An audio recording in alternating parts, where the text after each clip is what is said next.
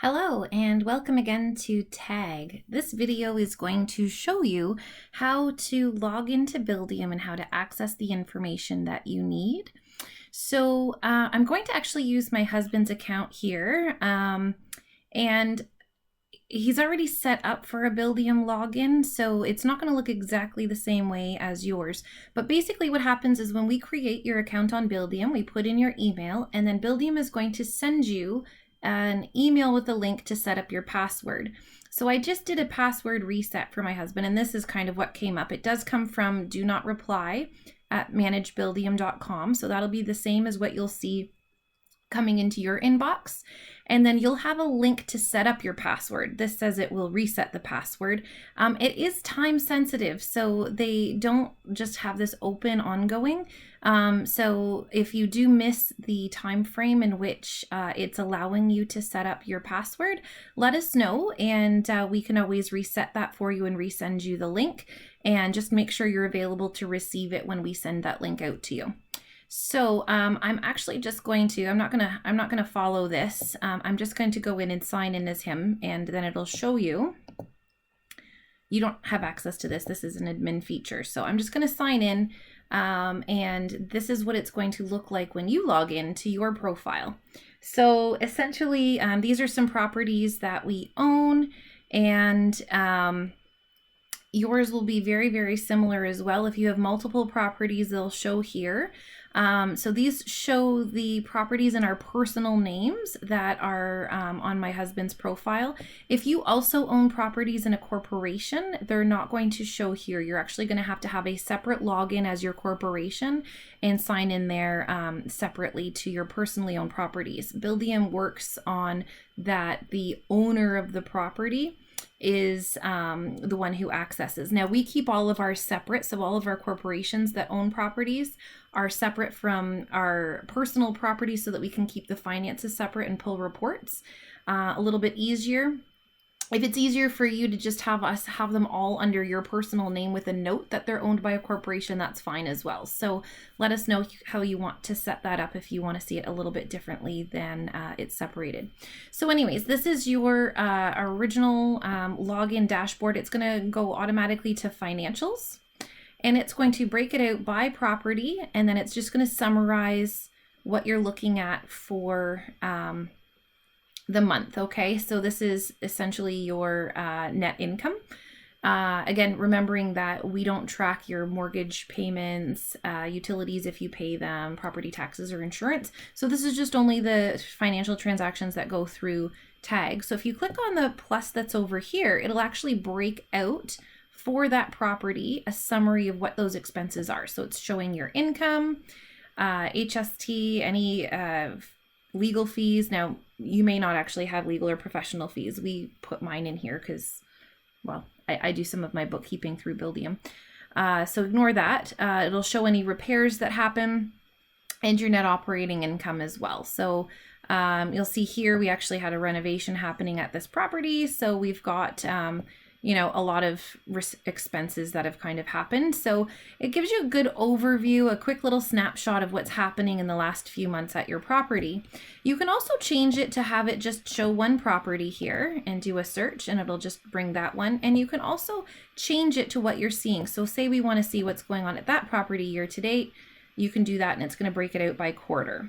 Okay, so a lot of different functionality here. If you want to just see what happened last month, you can look, and that's what happened last month. Okay, now if you want a little bit more detail than that, if you want a little bit more control, I suggest you look at what's called our rental owner statement, and this is the best place for you to find the information that you need on your properties.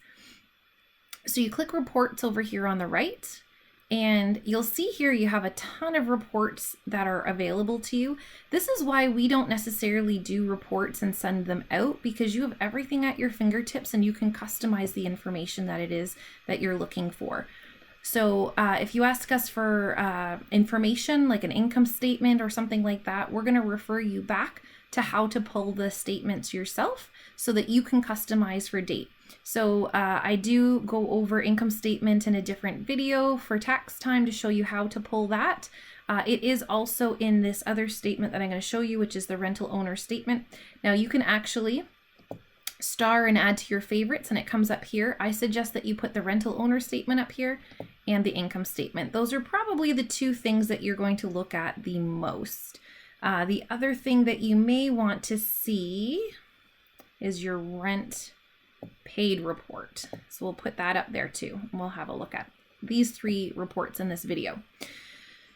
So what I suggest you look at overall is your rental owner statement. So let's look at that one first, because it's going to have everything in here that you need. And again, this is by property. You can do it for all properties. I suggest maybe just looking at one property at a time if you'd like. It gets a little confusing, and it gets to have a lot of information if you're looking at more than one property at a time. So we're going to look at my property, 221 Walton. And again, you get to pick your date range here. So if you scroll all the way up, you can have year to date, current month, quarter, last month, last quarter, what happened last year, you know, so you can, or you can even customize. If you just want to know a certain period of time, you can go here and customize your date here as well. Let's look at last month. Let's see what was going on last month. So over here, you've got these two little check boxes, and I'm going to suggest to check that off. So this is going to give us an income statement, which is going to be exactly the same as the income statement document, which you won't need to pull it if you're looking at this. Just for information purposes. For taxes, you'll want to just pull the income statement and send that to your accountant. And then transaction details. And so we're going to hit here and click Run Report. You'll see here that there's also an option to export as well, and you can put it in PDF, Excel, or comma separated. So you can export this and manipulate the data in a spreadsheet if you want to. Okay, so we're going to see here, the first thing that comes up is a summary by property, and this is just going to look at overall accounting categories, okay? So here you have your beginning cash balance, and this property had a negative balance of $1,017. This is going to happen if there were transactions or expenses after the owner payouts went out last month. So typically we pay out the owner draws, is what they're called when we pay you money. Our owner draws are typically paid out by the 10th of the month. If a bill or expense comes in after the 10th of the month, it'll typically get carried over to the following month, which is why we have reserves. So we're not constantly asking people to top up their accounts and whatnot, because we have reserves to cover that. Now, that being said, this is my property. So typically for an expense of this size, we would ask for those funds because our reserves are only between $200 and $300. As time goes on, we're increasing them as things become more expensive. So anything that goes over your reserve should be topped up.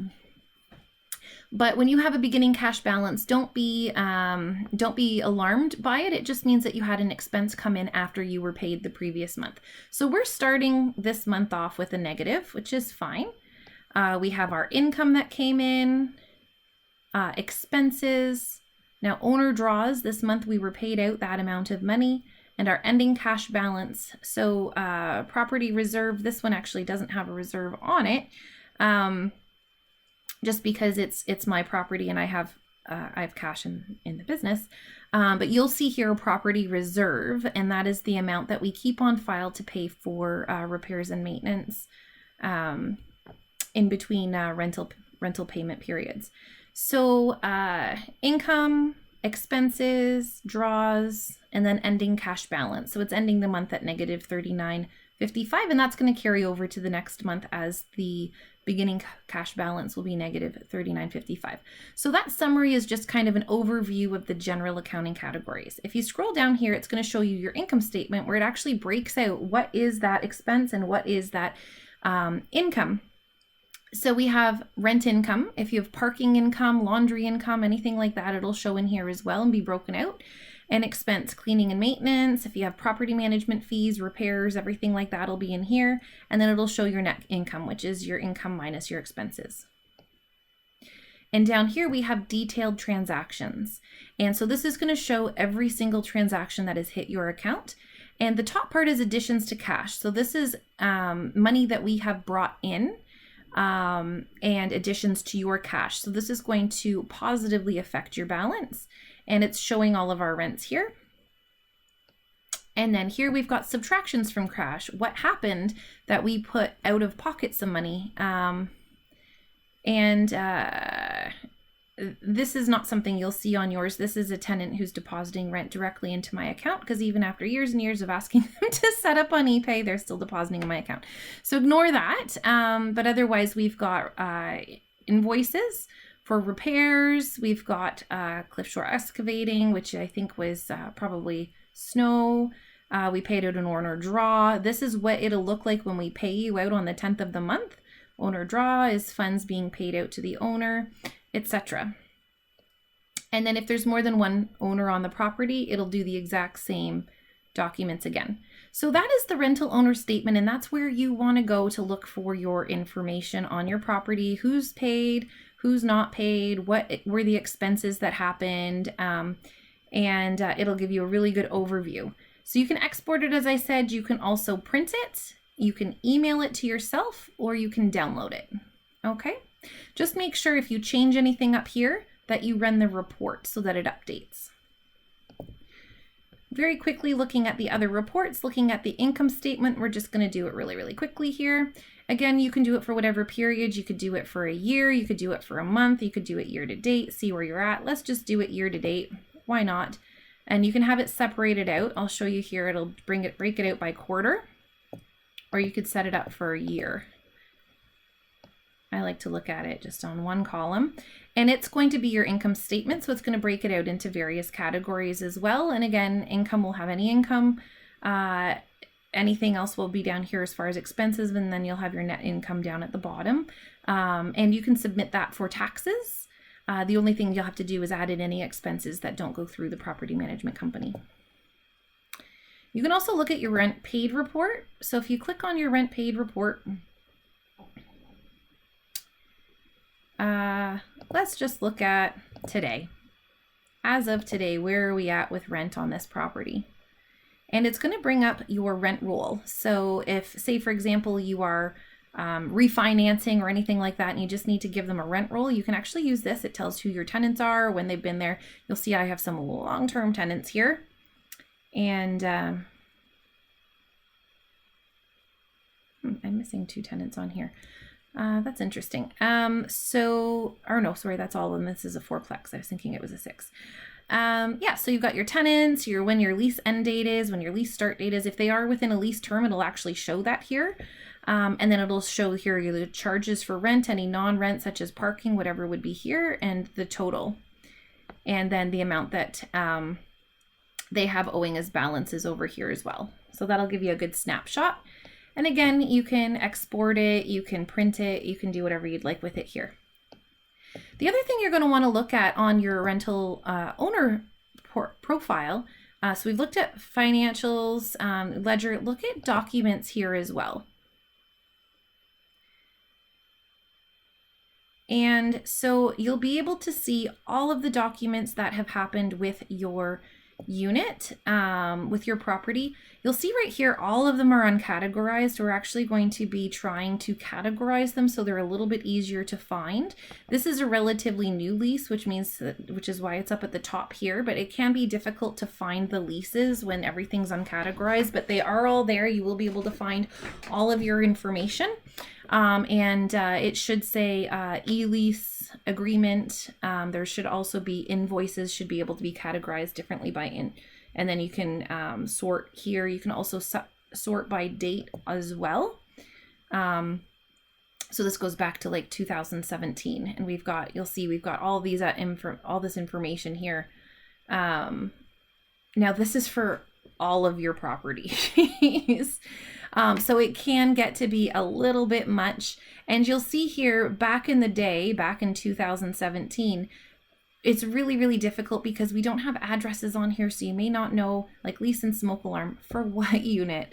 So we have gotten a lot better with our documentation, making sure that we've got everything on here. So we've got addresses. If you've got invoices, it'll have the addresses on it. Although this one's not, so we have to look at that. If there's anything on here you're not sure what it is, let us know and we'll make sure that we can put it in a format that is easily found for you. Okay, here's another lease here. You'll see lease agreements on here too. Okay, so I think that is pretty much everything. Oh, no, not in a nutshell, everything. This section here is really important, requests. If you have a request that you would like to make of us, if you have a question or something that you want us to look at, you can actually add a request right through here. What I love about doing that through Buildium is that it comes right into our Buildium to-do list, as opposed to if you email your property manager, if they're away or they get 100 emails in a day, it's very easy to miss emails from time to time. If you submit your request here on the owner portal, we won't miss it because it comes into our tasks. So I do suggest you use this request button here for any requests. If you do email your property manager and you don't hear back within 24 hours, for anything that's non-urgent, just give a little reminder, because we do get inundated with emails, as you can imagine, and we don't miss any on purpose, but it does sometimes happen. You can also call us at 888-560-5515, extension 4. We'll get you through to the property management team. And that is it in a nutshell. I do believe that covers all of this. Again, welcome if you have any questions, or if you are having any trouble with your owner portal on Buildium, let us know. And all of your information should be on here and up to date in the next little bit. It does take some time for us to get everything in for new clients and new profiles. But do come in, play around, see what's in here, pull some reports, become familiar with it. And if you have any questions, just let us know.